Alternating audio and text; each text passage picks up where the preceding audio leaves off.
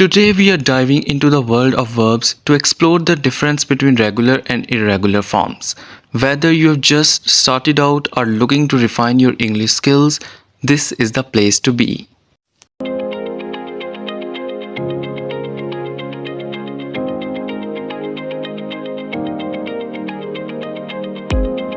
Here at English Language Legacy, we break down complex grammar topics into simple, easy to understand lessons to help you improve your English effortlessly.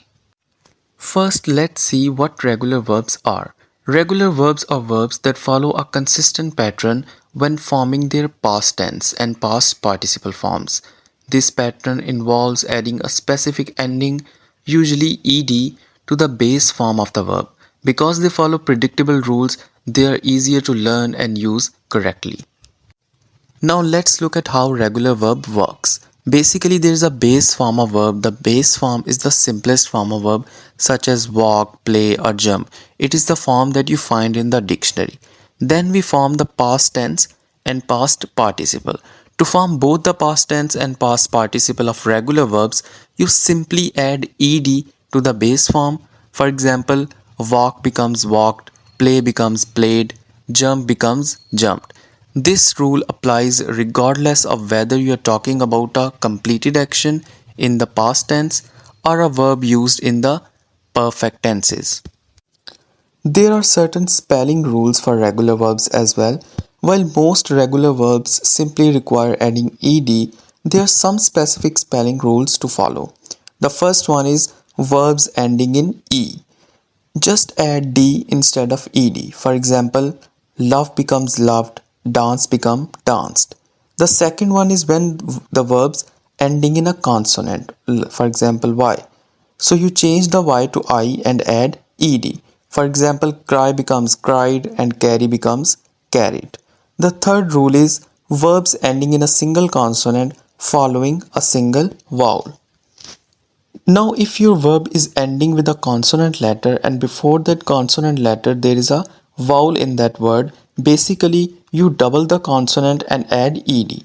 For example, stop. Now stop ends at p, which is a consonant, and o before p is a vowel. So stop becomes stopped. Similarly, plan. Plan becomes planned. The fourth one is verbs ending in a vowel plus consonant with a long vowel sound.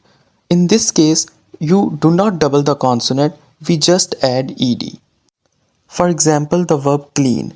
Now clean ends at a consonant n and before that consonant there are two vowels e and a. So in the case of long vowel sounds, we just add ed. So clean becomes cleaned and dream becomes dreamed. Now we have a small little fun activity for you guys. We'll show you some multiple choice questions on your screen where you'll have to choose the correct regular verb. The first one is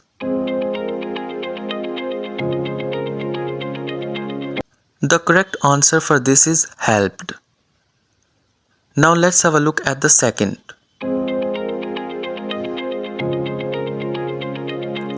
The correct answer for this is laughed.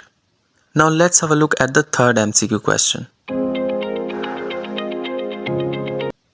The correct answer for this is walked.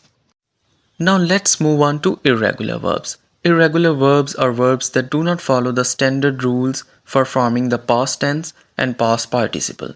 Unlike regular verbs, which simply add ed to the base form, irregular verbs change in various ways and these changes are often unpredictable. Because they don't adhere to a set pattern, irregular verbs must be memorized individually. Now let's look at how irregular verbs work. Irregular verbs can change in many different ways when forming their past tense and past participle. The first one is completely change forms. Some irregular verbs undergo a complete change in spelling or form. For example, go changes into went and gone. The second one is partial changes. Some irregular verbs have a partial change in their spelling. For example, sing. The second past tense is sang and the past participle is sung. And third one is no change. A few irregular verbs do not change at all. Their base form, past tense and past participle are all the same. For example, put. Its base form, past tense and past participle are all the same. Why are irregular verbs important? Irregular verbs are crucial for mastering English because they are frequently used in both spoken and written communication. Understanding irregular verbs helps you convey past actions accurately, use perfect tenses correctly, enhance your fluency and grammatical accuracy in English. Now we will move on to our activity for irregular verbs. The first one is the correct answer is saw. Now let's look at the second one. The correct answer is said. Now let's look at the third one. The correct answer is made. That's all for today's lesson on regular and irregular verbs. I hope this has helped clarify the differences and made these concepts easier for you to understand. Remember, practice is key, so try using these verbs in your daily conversations or writing. And lastly, if you found this video helpful, please give it a thumbs up, share it with others who might benefit, and don't forget to subscribe to my channel for more English lessons and tips. Feel free to leave any question or topics you'd like me to cover next in the comments below. Thank you for watching, and I'll see you in the next video.